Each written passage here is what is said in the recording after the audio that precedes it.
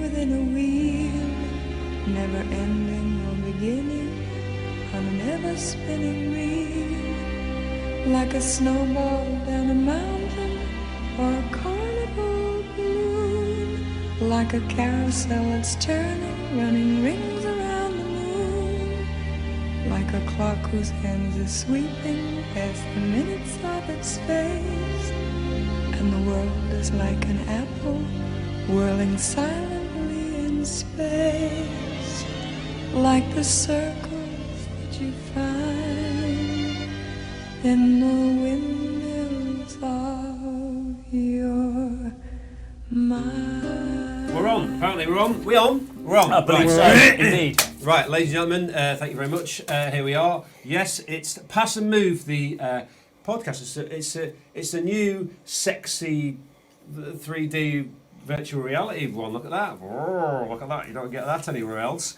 Apart from Match of the Day. Yes, it's the podcast from weareliverpool.co, not UK. Not Com. Right. Not UK, not com, weareliverpool.co. We are the unofficial independent podcast about Liverpool Football Club and sundry other shit.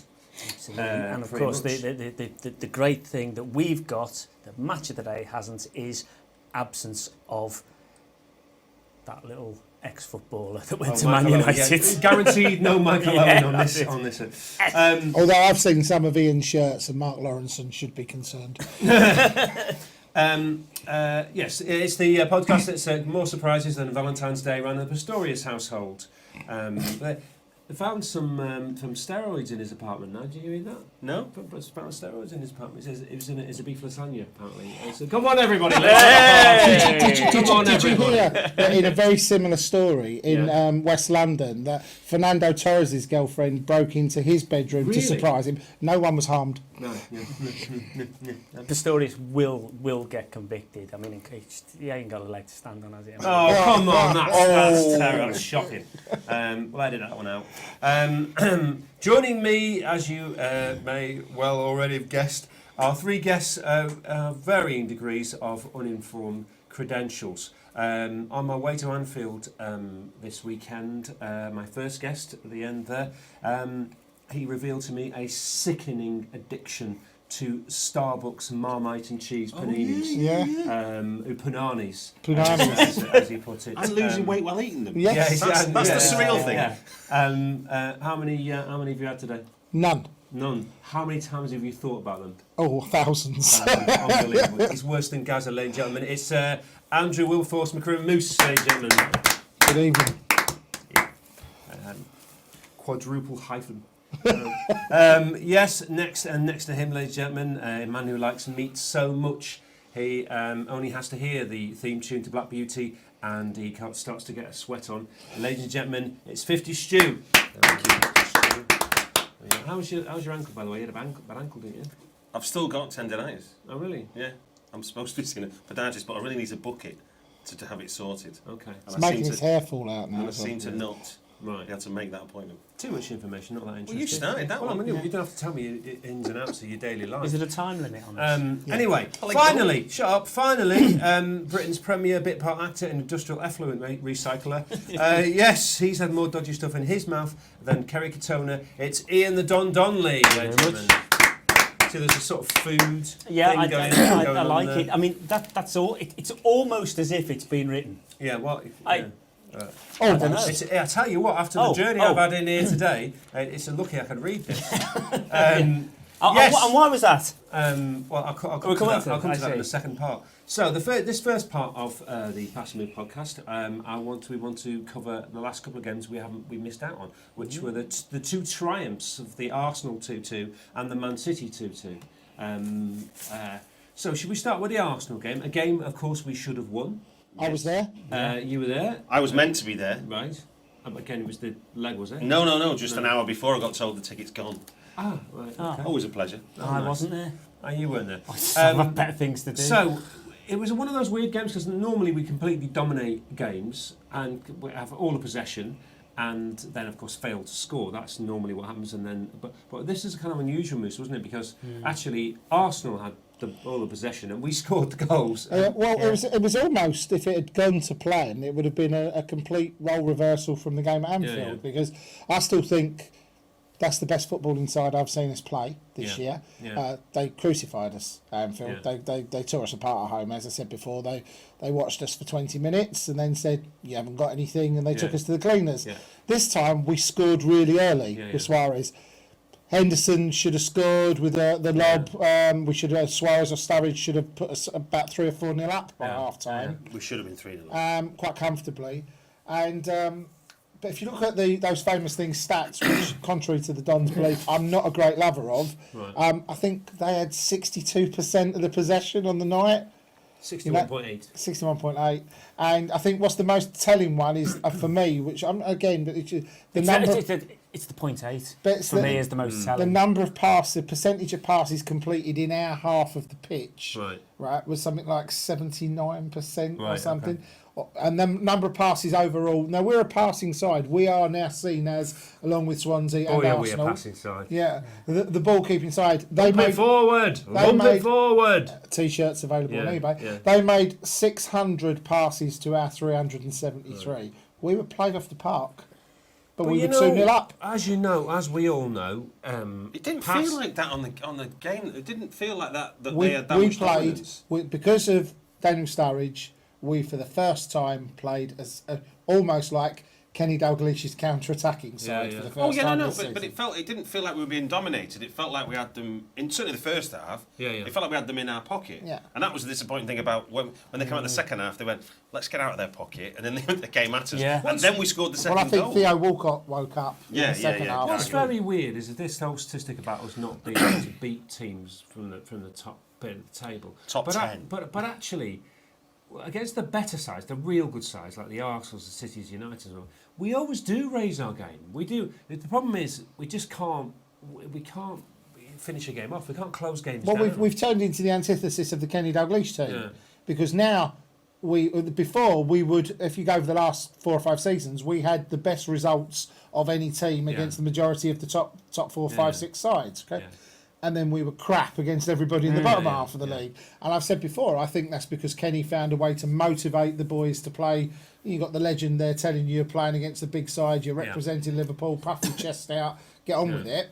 And, getting Kenny to raise them, it's Wigan, I wouldn't watch him if they're the end of the garden. And yet you've got Brendan Rodgers, who I see where you're coming from there.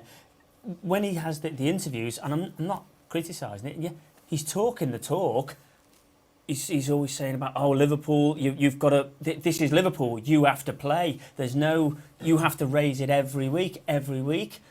So clearly, he's not communicating that in the dressing room. Not clearly, but he's not communicating that in the dressing room. I'm not sure that helps, because I think you look at... the spin that he gives? Well, no, just when all of them give it the big I am about Liverpool's this, and you're in a big club now, it's the big thing this, but...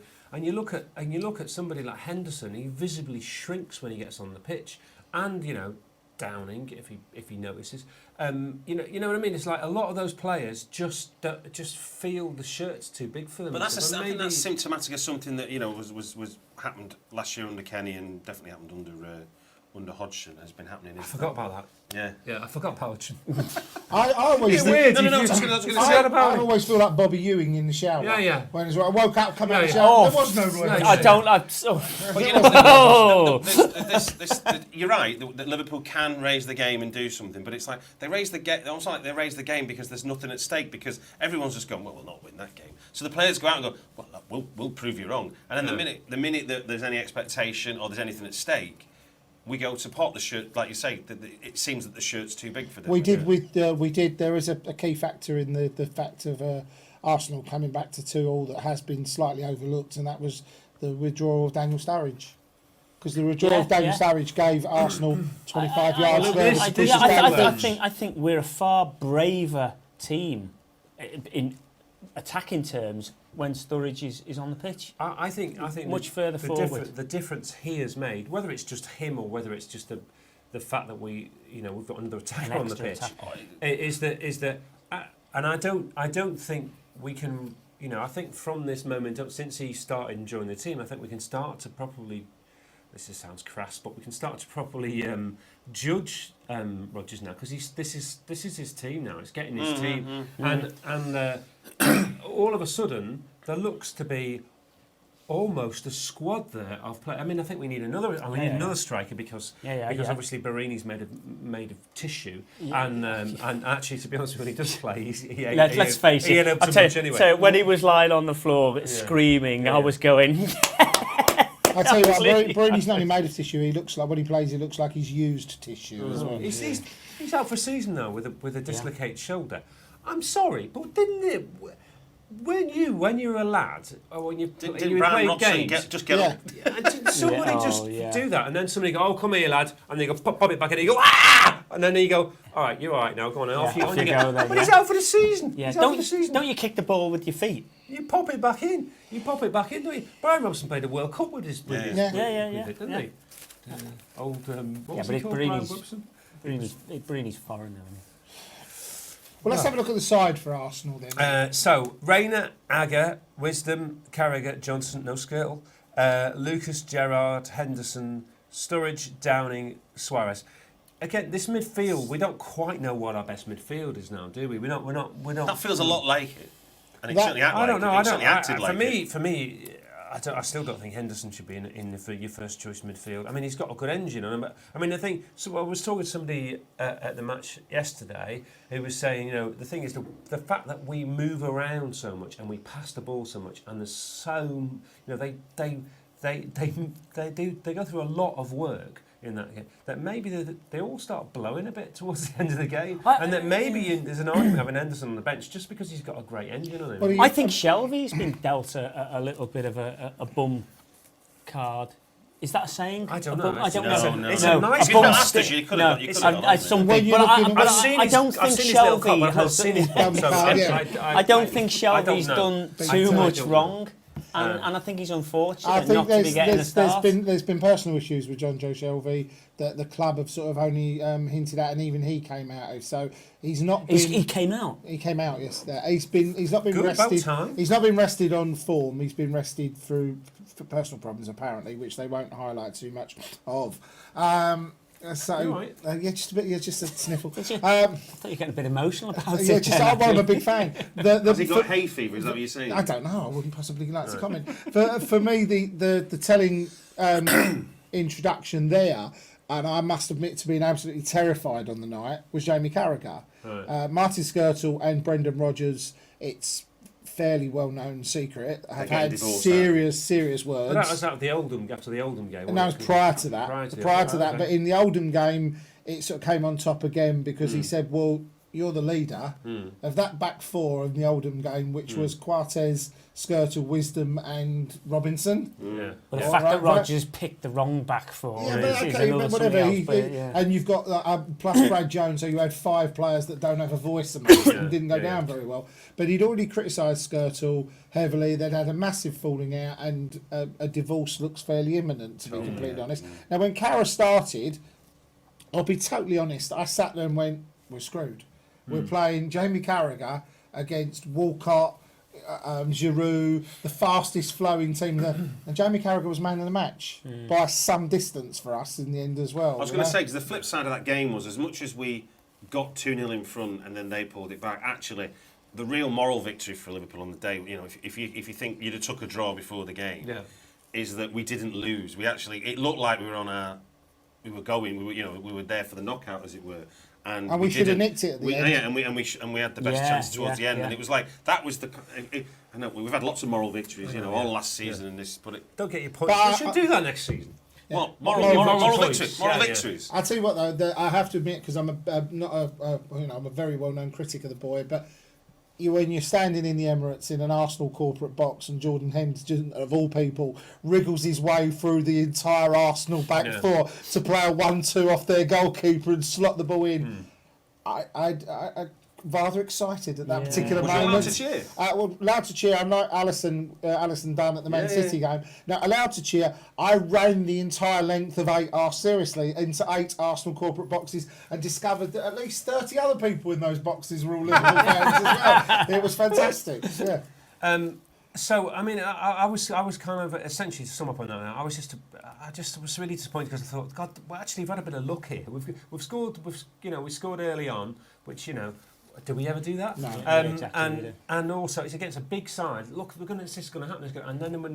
And then we essentially capitulated again, didn't we? Look, and they scored the goals both. And when the first goal went in, you went, right, that's good. They're going to get another. You knew they were going to. Yeah. And you can see in the body language of the players, and I don't know what you do about that because that's happened. Against Oldham, they just knew it was going to happen because they just don't look. But you've got the other. I mean, again, Pepe. I know Theo hit it like a rocket, but I mean, Pepe didn't even move. No, it didn't look good. It was pretty poor. But then we had for me, which was the big surprise because I expected nothing out of the next match, Ian. Yeah. Absolutely. Well, the City game again. They don't lose there. They don't. Nor concede. They've not conceded a goal. No, I was going to say, that bar Rayner's rush of blood. Again, we seem to be saying this quite a lot at the moment. But Rayner's. What when Rayner decided he was a left back? Yeah, I mean that was just ludicrous. But okay, he's had this rush of blood. He's run out there, but actually. It was some goal. I was going to say, it was some goal. Any other player, and I include Suarez or anything. Me. Highly unlikely. That would not have been a goal. No, no, that was the stiffing of it. That's how we got stiffed on that one. That was, if you I like, do like the picture of Jamie Carragher's face as the ball hits the net. Did you see Carragher's face? Especially after, I mean, let's be honest, the goal that Gerrard scored to get 2-1 up was so the complete replay of the West Ham Cup final goal, wasn't it? Olympiacos. He doesn't score and he doesn't score them very often anymore. And that was encouraging. It was for like a him vintage to bottle get of that. Gerrard. It was beautiful. Yeah. But the performance overall, coming back to Ian's favourite, look at the statistics against Man City. On their patch, we had 54% of 54.5. No, I'm only in favour of statistics when it suits me. You know that.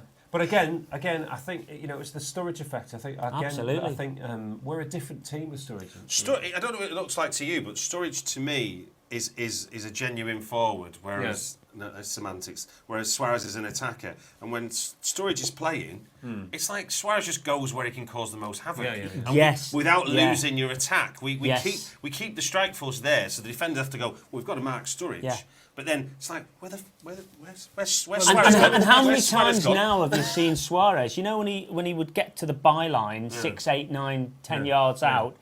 He'd go for goal. Yeah. Crazy. You don't see him do that anymore because you've got Sturridge on the 6 yard. And that's wonderful to see. The other thing Sturridge does that nobody's giving him any real credit for at the moment, and again was very evident, especially even yesterday, is you're right, he's a total natural forward because he has the wonderful forwards ability. He just sits between the fullback and the centre half, and he loses both markers at exactly the same time. It's tremendous. Well, I think two things there. One is just having that extra attacker, and he's a decent sized unit, and he's a great player, and he's got a great touch and stuff. And just have another attacking player who's got a bit of touch makes all the other passing and moving things work because it always, like you say, it gives Suarez a license to. It gives Suarez hope, doesn't it? It's like Suarez can do something inspired. I think the other player will do something inspired back. Yeah. The other thing about Sturridge, he's got a big pair of balls on him. He's not frightened of he's stepping up and taking a penalty. As the other thing I noticed about him, I don't know if you guys know, but like we like what we talked about is what we expected. We expected this guy who's going to worry defenders and be there to score goals. But actually, his deft skill on the ball, i.e. the ability to lose a man, take a man on, and also his distribution isn't to be dismissed. It's like he's a full player. But he's intelligent. He's intelligent play to be able. They say, they've got an understanding. No, him and Suarez are just two very intelligent footballers. And also, as well, Sturridge. It's great to see this because he actually looks as if he feels happy in the side at Liverpool because his first choice. Giving a shit. Let's because we're running out of time in this bit, but let's just very quickly just do the West Brom. Well, I'd like to comment on that just as you get to it. Because he wasn't playing in that game. Sturridge size hole in the team. So West Brom, we have 3 games. We've picked up 2 points away at Arsenal, Man City. 3 points at West Brom. You're looking at 5 points out of 9. Yeah. Suddenly, that's not looking like a bad week. 2 points out of 9 is a disaster. Yeah. Well, you know, as I keep saying to you, we're always two games away from crisis, or 2 games away from we're going to win the league success, next year. Yeah, you know, absolutely. You know, and I said to you, he was at Anfield doing it, and I texted him and I said, Yeah. Gerard's going to miss this pen. And Lukaku's coming on, he's going to score the winner. And you can see I'm watching it on the telly, and I'm and saying exactly the same thing. It was frightening. For me, that game was like a classic game from the beginning. Well, that was a microcosm of Liverpool season. Yeah, we dominated the game completely. Our goalkeeper played out of his skin. I mean, Ben Foster made 2 of the best saves I've ever seen a goalkeeper make. The one from Gerrard, the point blank one from Gerrard, where he was going the wrong way, was just out of this world. But again, we discussed this pre-coming and Steven Gerrard with a penalty. The entire stadium, the entire row I sit with, we're all going, don't put it to the right, don't put it to the right. He's missed 9 out of 10 penalties where he's tried to place it on his right-hand side, you know, as was evident. They weren't saying that as loud as the guy I was stood with who had $2,000 on Liverpool to win at home to West Brom. Jesus Christ. Seriously. They weren't quite saying it as loud as my sales director, who, when I went to the game, was because we were up there on business, was in a pub in Toxteth, who left 10 minutes before the end when a guy came up to him and said, "All right, mate, nice shoes." Shake hands.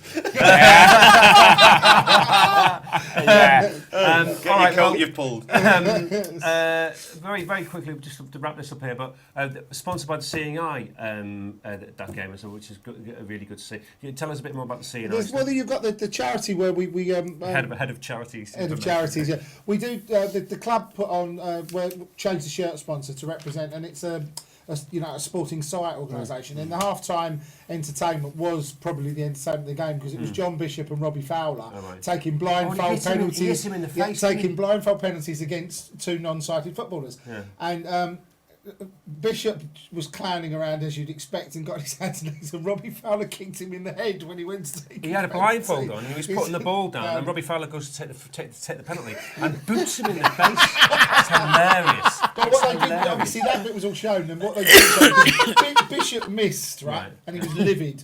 Bishop missed, he was livid. And they said, "And so thank you very much, Robbie Fowler, John Bishop." And as they're walking off, he, like a 5-year-old, broke away from the people walking off, dropped the ball, ran the entire second half of the pitch and pelted the ball into the net, and then slid on his knees in front of the away support. It was tremendous. It was tremendous. All right, well, that's enough for this section. We didn't discuss our theme tune. Oh, God, vocal stylings, ladies and gentlemen. The top of the thing was Windmills of My Mind. Dusty Springfield. What's my line? Stu, it was your choice. Why did we go with Dusty Because Springfield? if you check out the words, it really is the summation of Liverpool for the last 3 years, this season, that game against West Brom. It's like, whatever we do, it just seems to go mad. Okay. One step forward, 2 steps back. The one step forward, 2 steps back that we... Well, maybe we should reprise the music at the end, then, if that's possible in the virtual world, and you can have a listen to it at the end of the podcast. So join us again in a moment when we'll be discussing what we're discussing. Zenit. We'll be discussing the worst week of the season so far that ended on a high. But we'll see you in part 2. All right, cheers.